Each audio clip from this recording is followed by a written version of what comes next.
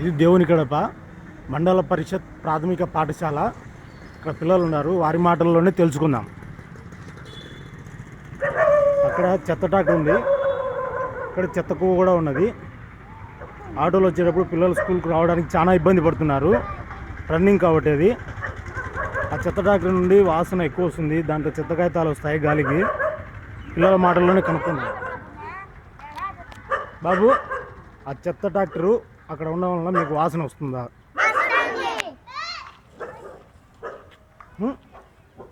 మీకు రావడానికి ఇబ్బందిగా ఉందా లేదా ఆ ట్రన్నింగ్లో? చెత్త కాగితాలు స్కూల్ వరకు వస్తున్నాయి కదా, మరి మీ సార్ కానీ టీచర్ కానీ ఏం పట్టించుకోరా? ఎందుకని? ఇక్కడ మీరే మిమ్మల్ని ఎత్తమంటారా? ఇక్కడ మీకు వాసన వస్తుంది కదా, ఇక్కడ తీసేవారు ఎవరు లేరు. చూసామా?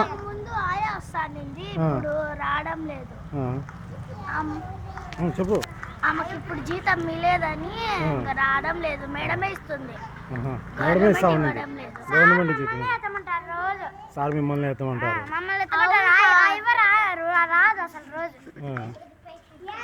మీకు రావడానికి స్వచ్ఛ భారత్ చూశారు కదా, అక్కడ ఉండే చెత్త ట్రాక్టర్ వలన ఇక్కడ స్కూల్ పిల్లలకు చాలా ఇబ్బంది కలుగుతుంది. దీన్ని పట్టించుకునే పాపాన ఏ కార్పొరేషన్ వారికి దృష్టికి రాలేదా? ఇక్కడ కస్తూర్బా వాళ్ళు ఇక్కడ దొబ్బరా మీకు స్కూల్ దగ్గర? దొబ్బుతారు, అంతా కాలువలో వేసిపోతారు. చూడొచ్చు, ఇక్కడ మనం అంతా కాలువలో వేసిపోతారు. కాలువ, ఈ స్కూల్ ఎదురుగా కాలువ పైన రాళ్ళు కూడా సరిగా లేవు, బండలు. స్కూల్లోకి స్మెల్ వస్తుంది, కానీ ఎవరు పట్టించుకోరు కదా. చూడు, ఇప్పుడు వీళ్ళు ఈ చిన్నారులు చెప్పిన మాటల్లో చూస్తే ఈ స్కూల్లోకి కూడా దుర్వాసన వస్తున్నటువంటి పరిస్థితి. లోపల రోగాలు వస్తున్నాయి. ఓకే, మీది అదే మాటేనా? స్మెల్ వస్తుంది, జ్వరాలు వస్తున్నాయి. ఎటువంటి పరిస్థితుల్లో